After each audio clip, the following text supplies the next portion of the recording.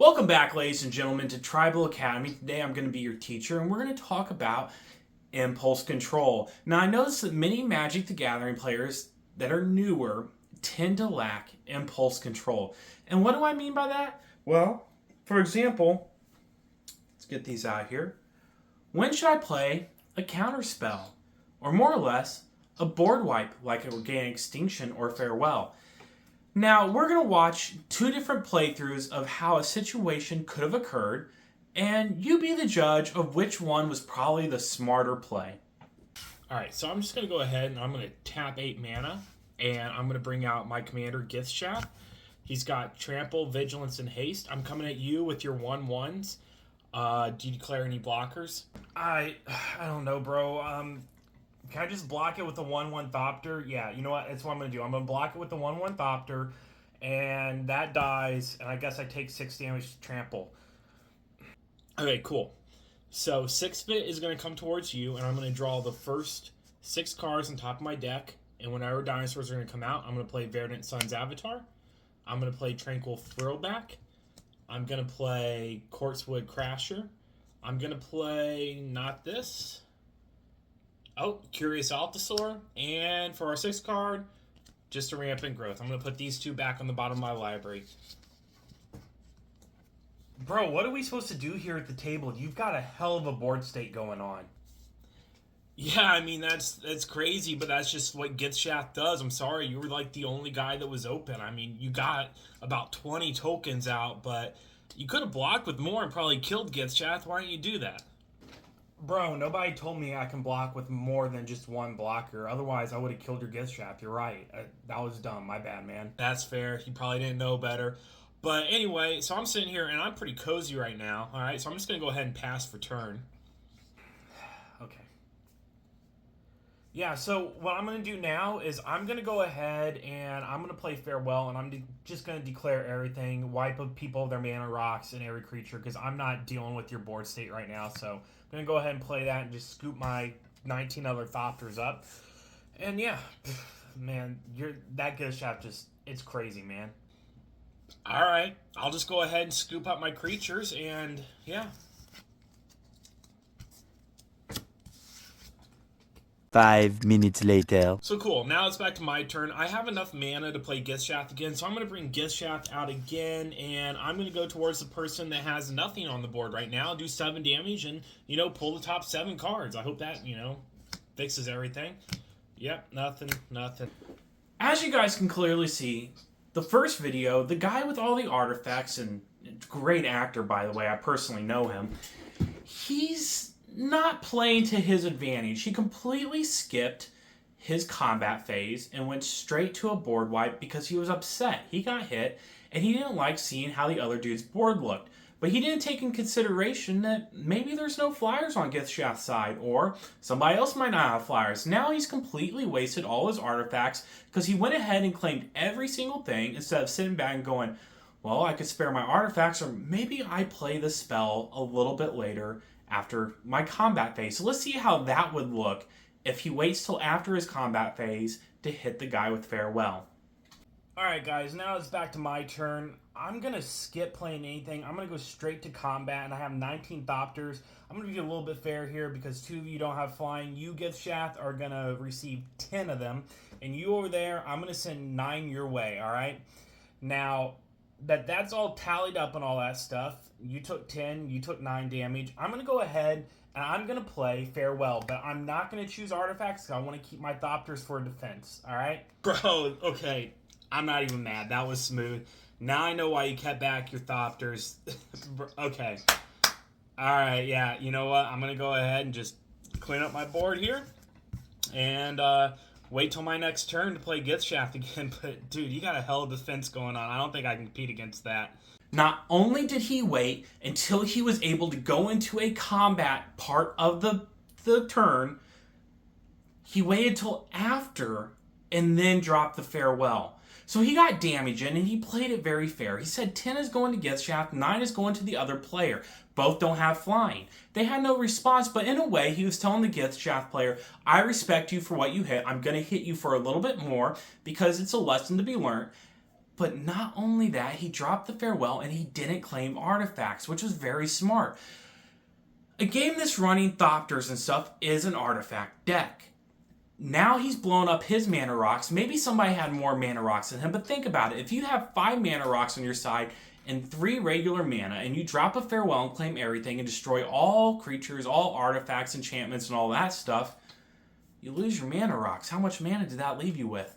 3. So when it gets back to you, you might have lost yourself the game. You can't bring back a board state or nothing. So he did 2 different things completely more better than what he did the first time. And yeah, I didn't say better.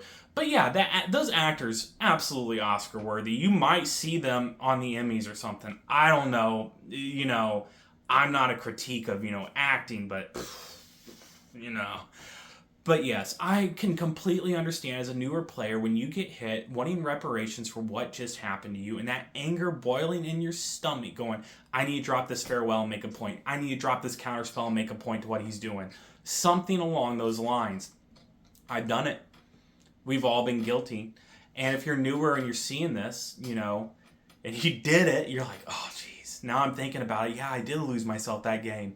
And that's perfectly fine. These are learning steps in becoming a better Magic player.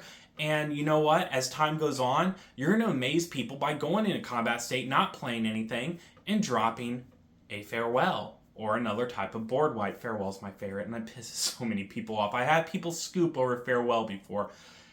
That's a whole nother topic in its own. But, it's not a game changer to just drop a board wipe. It's not, especially for the mana cost of some of these. But it's also doing wise moves before you do it. And it just, again, changes the whole board state and the way you play your game. Now, stuff like counter spells and other countering abilities, sometimes those are better left for something that you might have thought was a threat, but the guy next to him is about to drop a bigger threat than he would have ever dropped. And that's the time for counter spells.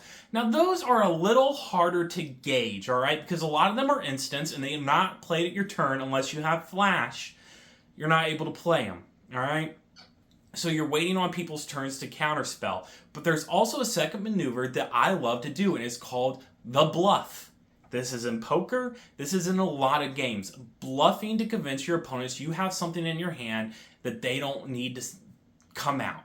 Now, bluffing a counterspell is just as simple as leaving 1 blue mana, and let's see, where did I put it? Oh yeah, it fell right over here. 2 blue mana. All you need is 2 blue mana to bluff a counterspell. So if you keep 2 open, and you hold your hand, and you just look at their thing and go, okay. Stuff like that is a bluff, and it scares the living crap out of people that are going at it way too competitively, because now they know that if they drop their good thing and you counter it, so they might hold in their hand. Now, do I suggest your next turn is just to screw with them and tap everything out just to see how funny it is? I'm guilty. I've done it, and they're like, dude, you don't have a counterspell? No, what did you think I had in my hand? Dude, you kept like, It's fun, it's funny, but don't do that. Okay, I have fun because I have a good board state going on, and that's when I start to have my fun with people's heads. But playing a mind game like that could be very smart to slowing somebody down from doing something very big, so holding back 2 mana isn't always a bad idea. Yes, you have nothing in your hand, and you have something that you can play for 2 mana, but, hold it back. Not let them know what your next move's going to be, and just kind of make subtle nods like, oh, what did you just play? What does that do? It's enough to screw with somebody's head. But my biggest suggestion to all you out there is just breathe, all right? You're getting angry. You're getting steam. Somebody just hit you for 10, 12, 15 damage. And you have a move that will wipe everything off the board. Breathe in through your nose. Out through your mouth. Take a breather and wait. Think about what is going to benefit you most. Blowing everything up or hitting them first, because they've tapped themselves out, or you got flying and they don't, and then dropping a farewell, then dropping an organic extinction. Stuff like that is the smartest move you can do to benefit yourself, to prevent yourself from losing the game. It wasn't the fact that you wiped everything out, it was the fact that you did it in a dumb way. And it's not dumb, you're learning. But everybody else is going to think it's a dumb way. Just be honest. We're being honest here. So yes, breathe. So we don't make these dumb moves, because I made these dumb moves, and I've been the dummy at the table sitting there going, Brother, I just lost myself the game. I have nothing. They have everything again. Breathe.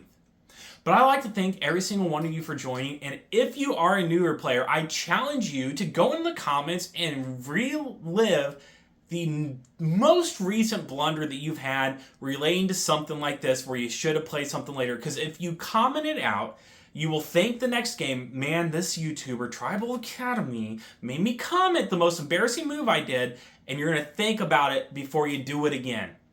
But thank y'all for joining. Make sure you like this video. Share it with your friends that like Magic the Gathering. We're trying to grow this community. I know Magic's not like, it's big, but it's not like the biggest communities and all that stuff. So make sure you share it with your friends and make sure you subscribe. I love y'all so very much, and I love this game almost more than I love y'all. I don't know. It's a hard choice, all right? Saying love's a big word. But thank y'all so much. This has been Tribal Academy, and I will see you in the next video. Adios, mi amigos. Have a wonderful life and be good out there.